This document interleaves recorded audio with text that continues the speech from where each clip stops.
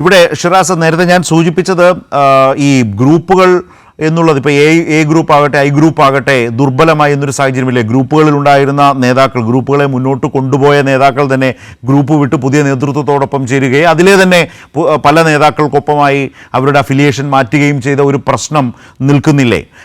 അത് കോൺഗ്രസ് രാഷ്ട്രീയവുമായി ബന്ധപ്പെട്ട് ചർച്ച ചെയ്തു പോകുന്നതായിട്ടുള്ളൊരു വസ്തുതയാണ് ഒന്ന്. രണ്ടാമത്തെ കാര്യം, ഇനി ചാണ്ടി ഉമ്മൻ ഏറ്റെടുത്ത ഒരു രാഷ്ട്രീയ ഉത്തരവാദിത്വമാണ് ഏറ്റെടുത്തത് എന്ന് കരുതാം. കോൺഗ്രസിനകത്ത് ഈ തഴയപ്പെടുന്നവർക്ക് വേണ്ടിയുള്ള ശബ്ദമായി ചാണ്ടി ഉമ്മൻ മാറുന്നുവെങ്കിൽ ആ ശബ്ദം ചാണ്ടി ഉമ്മനൊപ്പം ഏറ്റെടുക്കാൻ കൂടുതൽ രംഗത്തേക്ക് വരിക ആരാകും? പുതിയ തലമുറയാണോ, ചെറുപ്പക്കാരാണോ, യൂത്ത് കോൺഗ്രസ്സുകാരാണോ, അല്ലെങ്കിൽ മുൻ യൂത്ത് കോൺഗ്രസ് ഭാരവാഹികളായിട്ടുള്ള നിങ്ങളടക്കമുള്ള ഒട്ടേറെ ആളുകൾ ഇപ്പോഴും നിൽക്കുന്നതിനെക്കുറിച്ച് ഷിറാസ് പറഞ്ഞു. ആ രീതിയിൽ ഒരു പുതിയ ടീം ആ രീതിയിൽ ചാണ്ടി ഉമ്മനെ പിന്തുണച്ചുകൊണ്ട് കോൺഗ്രസിനകത്തുണ്ടാകുമോ? ഇതിനകത്ത് ഇവിടെ ഈ ഗ്രൂപ്പ് രാഷ്ട്രീയം ഒരു ഐഡിയോളജിക്കലായിട്ടുള്ള ഒരു സംവിധാനം അല്ലായിരുന്നല്ലോ. അല്ല, മുൻകാലങ്ങളിലെ കോൺഗ്രസിനകത്ത് ചില നിലപാടുകൾക്ക് വേണ്ടി ഗ്രൂപ്പ് ഉണ്ടായി. ഇപ്പോ സംഭവിക്കാൻ പോകുന്നത് വിയർപ്പൊഴുക്കി പണിയെടുത്തവരുടെ ഒരു സംവിധാനം തീർച്ചയായിട്ടും പ്രതികരിക്കാൻ തയ്യാറാവും. അവരൊരുമിച്ച് നിൽക്കും. സോഷ്യൽ മീഡിയയില് വീർത്തു വന്നവർക്ക് കുറെ കാലം അതിനകത്ത് മാത്രമേ പ്രവർത്തിക്കാൻ പറ്റൂ. അപ്പോ ഇതിനകത്ത് വിയർപ്പൊഴുക്കിയവർ, പണിയെടുത്തവർ, അവർ ഒരുമിച്ച് ഈ പാർട്ടിയുടെ നിലനിൽപ്പിന് വേണ്ടി പണിയെടുക്കും. സ്വന്തം നിലനിൽപ്പിന് വേണ്ടിയിട്ടല്ല. ചാണ്ടി ഉമ്മൻ പറഞ്ഞത് എന്താ? കെ കരുണാകരനോടൊപ്പം ഉമ്മൻചാണ്ടിയോടൊപ്പം പാർട്ടിക്ക് വേണ്ടി പണിയെടുത്തവരാണ് മാറ്റി നിർത്തപ്പെടുന്നത്. അല്ലാതെ നേതാക്കന്മാരുടെ മുമ്പ് പോയി മണിയിടിച്ചവരാരും മാറ്റി നിർത്തുന്നില്ല. ആ മണി ഒന്ന് മാറ്റിയടിച്ചവർ തുടരുന്നു എന്നേ ഉള്ളൂ. അപ്പൊ പാർട്ടി പ്രവർത്തകർക്ക് ഈ പാർട്ടി നിലനിൽക്കണമല്ലോ. ഈ പാർട്ടി നിലനിന്ന് മതേതരത്വം സംരക്ഷിക്കുവാൻ താല്പര്യമുള്ളവർ, കേരളത്തിന്റെയും ഇന്ത്യയുടെയും മതേതരത്വ സംവിധാനം നിലനിൽക്കണമെന്ന് ആഗ്രഹിക്കുന്ന പാർട്ടി പ്രവർത്തകർ ഒരുമിച്ച് കൂടിയാൽ അതിനൊരു ഗ്രൂപ്പായി കണക്കാക്കണ്ട, അതൊരു പാർട്ടിയുടെ റീഫോർമേഷൻ അല്ലെങ്കിൽ റിനോസൻസ് ആയിട്ട് കണ്ടാൽ മതി. അവിടെ പുനഃസംഘടന പോലുള്ള ഒരു ക്രൂഷ്യൽ പോയിന്റിൽ, ഒരു ജംഗ്ഷനിൽ എന്ത് ചെയ്യാനാകും ഈ പുതിയ നീക്കത്തിന്? ഈ ഒരു പുതിയ നീക്കം ഈ പുതിയ നീക്കം ഒരു ഒറ്റപ്പെട്ട നീക്കമായി കാണേണ്ടതില്ല. നട്ടലുള്ളവൻ അഭിപ്രായം പറയും, നട്ടലുള്ളവൻ വിധേയനാവില്ല. അവന്റെ സ്ഥാനമാനങ്ങളല്ല പ്രശ്നം. അവിടെ ചാണ്ടി ഉമ്മൻ ഒരു MLA ആണ്. കേവലം ഒരു പാർട്ടി പ്രവർത്തകനോ ഒരു നേതാവിന്റെ മകനോ എന്ന നിലയിലല്ല. KSU മുതൽ യൂത്ത് കോൺഗ്രസ് കാലഘട്ടങ്ങളിലൊക്കെ സംഘടനാ പ്രവർത്തനം നടത്തിവന്ന ആളാണ്.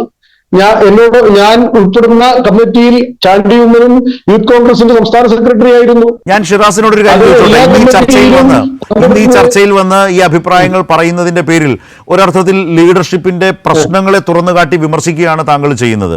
ഇപ്പൊ എന്നാൽ കെ സുധാകരൻ എന്ന KPC പ്രസിഡന്റിനെ ചാണ്ടി ഉമ്മൻ പിന്തുണയ്ക്കുന്നുമുണ്ട്. അദ്ദേഹത്തെ മാറ്റുന്നതല്ല അതിന്റെ പരിഹാരം എന്ന് അദ്ദേഹം പറയുന്നു. മാത്രമല്ല, സുധാകരന്റെ കാലത്താണ് ഈ വിജയങ്ങളൊക്കെ ഉണ്ടായത്.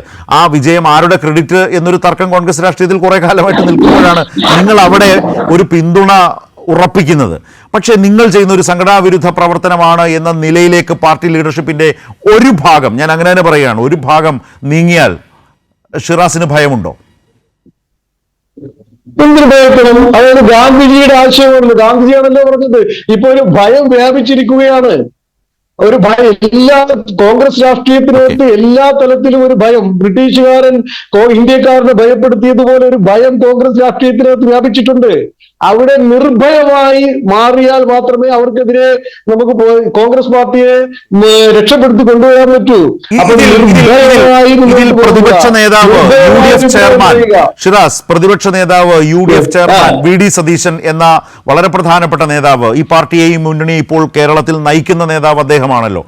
അദ്ദേഹം ഇക്കാര്യങ്ങളിൽ ഏത് തരത്തിലാണ് ശ്രദ്ധിക്കേണ്ടത്, ഏത് തരത്തിലാണ് ഇടപെടേണ്ടത്, ഏത് തരത്തിലുള്ള മാറ്റത്തിനാണ് തയ്യാറാവേണ്ടത്? അത് അദ്ദേഹം തന്നെ പറയേണ്ട കാര്യമാണ്. എന്റെ കാഴ്ചപ്പാടിൽ പ്രതിപക്ഷ നേതാവ് അനാവശ്യമായിട്ട് പാർട്ടി കാര്യങ്ങളിൽ ഇൻഫ്ലുവൻസ് ചെലുത്തേണ്ട, സംഘടനാ കാര്യങ്ങളിൽ ഇൻഫ്ലുവൻസ് ചെലുത്തേണ്ട സാഹചര്യം നിലവിലില്ല. അതിനാണ് KPCC പ്രസിഡന്റിനെയും KPCC ഭാരവാഹികളെയും തീരുമാനിക്കുന്നത്. അല്ലാതെ പ്രതിപക്ഷ നേതാവാണോ പാർട്ടിയുടെ സംഘടനാ കാര്യം തീരുമാനിക്കുന്നത്? പാർട്ടിയുടെ സംഘടനാ കാര്യം തീരുമാനിക്കുന്നതിനാണ് KPCC പ്രസിഡന്റിനെയും KPCC ഭാരവാഹികളെയൊക്കെ തീരുമാനിച്ചു വെക്കുന്നത്. അപ്പൊ അതാണ് പാർട്ടിയുടെ ഒരു സംഘടന ഓർഗനൈസേഷൻ. അതായത് പഞ്ചായത്ത് മെമ്പർ ആയി കഴിഞ്ഞാൽ പാർട്ടിക്ക് അതീതരാകും ആരെങ്കിലും? പാർട്ടിയല്ലേ വലുത്? അപ്പൊ പാർട്ടിയാണ് വലുത്. അവിടെ പ്രതിപക്ഷ നേതാവ് പാർട്ടി പ്രശ്നങ്ങളിൽ ഇടപെടുന്നുണ്ടെന്നോ അങ്ങനെ ഒരു അഭിപ്രായം ഒന്നും ഞങ്ങളാരും മുൻപോട്ട് വെച്ചില്ലല്ലോ. എന്ന് പറഞ്ഞത് പാർട്ടിയിൽ എല്ലാവരെയും ചേർത്ത് പിടിക്കണം, എല്ലാവർക്കും ഈ ഇത്തരം ഇടപെടൽ വരുന്നു.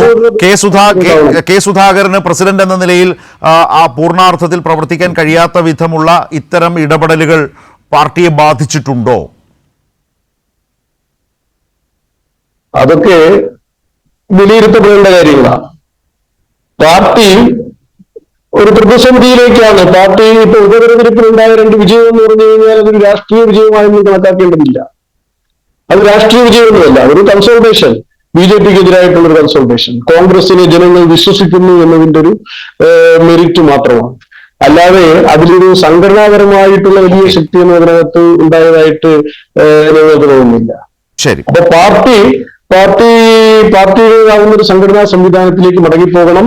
അതിലെല്ലാവരെയും പരിഗണിക്കപ്പെടണം. പാർട്ടി പ്രവർത്തകരെ അവരുടേതാകുന്ന സോണുകളിൽ അവർക്ക് സംതൃപ്തമായി പ്രവർത്തിക്കുവാനുള്ള അവസരം ഉണ്ടാകും. ഞാൻ താങ്കളിലേക്ക് വരാം. അദ്ദേഹം പറഞ്ഞ ഒരു വാചകം നേരത്തെ എല്ലാവരും ശ്രദ്ധിച്ചിട്ടുണ്ടാവും.